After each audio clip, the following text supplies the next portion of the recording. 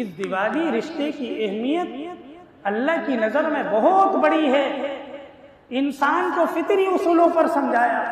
تم چاہتے ہو بیوی 100% تمہارے تابع ہو، فطرت کے اصول کے خلاف ہے۔ اللہ اور اس کے رسول کی اطاعت، اس نقطے پر متفق رہو۔ جو مزاجی کمزوریاں اور فرق ہیں اللہ کی تخلیق کا فرق سمجھ کر قبول کرو، اچھے انداز سے اس کی اصلاح کی کوشش کرو، اپنی ذات سے منفی ری ایکشن اور رد عمل نہ دو۔ تمہاری اس طلب اور طلب کو دیکھ کر فَيَجْعَلَ اللَّهُ فِيهِ خَيْرًا كَثِيرًا، اللہ تمہارے دلوں کو باہم ایک دوسرے کے ساتھ جوڑ دے، ایک دوسرے کے مطابق کر دے گا۔ تمہاری سمجھ اس کی سمجھ کے مطابق ہو جائے گی، اس کا مفاد تمہارا مفاد بن جائے گا، تمہارا مفاد اس کا مفاد بن جائے گا۔ اس لیے آگے سورہ نساء میں فرمایا کہ وَاللَّاتِي تَخَافُونَ نُشُوزَهُنَّ، اگر تم یہ دیکھو کہ اب تمہاری بیویوں میں کچھ نافرمانی نظر آ رہی ہے، سب سے پہلا حکم کیا دیا؟ فَعِظُوهُنَّ، ان کو نصیحت۔ آگے کے دو حکم بعد میں ہیں کہ بستر الگ کرو اور وَضْرِبُوهُنَّ، لیکن پہلا حکم کیا دیا؟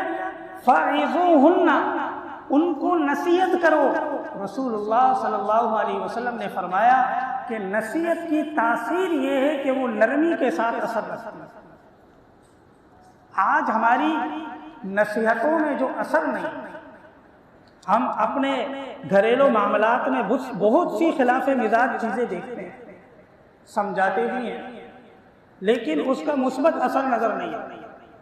کمزوری ہماری ہے، ہم نصیحت کو نصیحت کی طرح نہیں کرتے، نصیحت کا اظہار بھی غصے کے اندر کرتے ہیں۔ رسول اللہ صلی اللہ علیہ وسلم نے فرمایا کہ جب آدمی غصے میں کوئی جائز بات بھی کر رہا ہوتا ہے، کوئی اچھی بات بھی کر رہا ہوتا ہے، تو اس کی بات سے مثبت اثر نکل جاتا ہے، غصے کی وجہ سے شیطانی اثر آ جاتا ہے۔ اس شیطانی اثر کی وجہ سے جو اس بات کا مثبت اثر ہے وہ سامنے والے پر ختم ہو جاتا ہے۔ ہمارا نصیحت کا انداز ہی ایسا ہو گیا کہ ہم اگلے کو ذلیل کر کے رکھتے، اس کی عزت نفس کا کوئی خیال نہیں رکھتے، جو چاہا کہہ دیا، جو چاہا کر دیا، جیسا چاہا بول دیا۔ پھر ہمیں یہ شکوہ بھی رہتا ہے کہ بات اس کی سمجھ میں نہیں آئی، ہم نے بات سمجھائی کہاں؟ ہم نے اللہ اور اس کے رسول کے حکم کے مطابق بات سمجھائی کہاں؟ ہم نے تو اپنے جذبات کا اظہار کیا، ہم نے تو اپنی بھڑاس نکال دی، ہم نے تو اپنا غصہ نکال دیا۔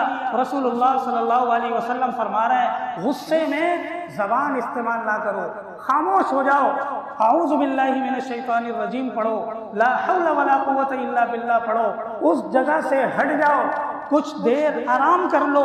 نصیحت کرنا ہے، سمجھانا ہے تو نرمی سے بات۔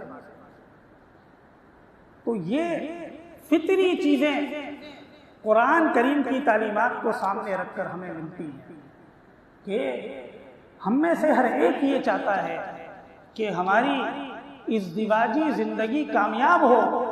کامیابی کا مدار ہمارے معاشرے میں یہ سمجھا جاتا ہے کہ میاں بیوی میں ذہنی ہمانگی ہو، اس حقیقت سے انکار نہیں، لیکن ذہنی ہمانگی کا معیار جو ہم نے سمجھ لیا کہ ایک دوسرے کے 100% مطابق ہو جائے، یہ فطرت کے اصول کے خلاف ہے۔ قرآن اور حدیث نے اس معیار کو تسلیم نہیں کیا۔ آج ہماری محنت اسی معیار پر ہے، اس لیے ہمیں اس کے ثمرات حاصل نہیں۔ قرآن اور حدیث نے ہمیں معیار یہ دیا، اللہ اور اس کے رسول کی اطاعت پر دونوں متفق ہو جاؤ، اور جہاں سمجھنے سمجھانے کی بات ہے وہاں مرد کو قوام بنایا، نگران بنایا، اور اس کو پہلا درجہ یہ دیا فَاعِظُوهُنَّ، نرمی کے ساتھ جو ہے وہ نصیحت۔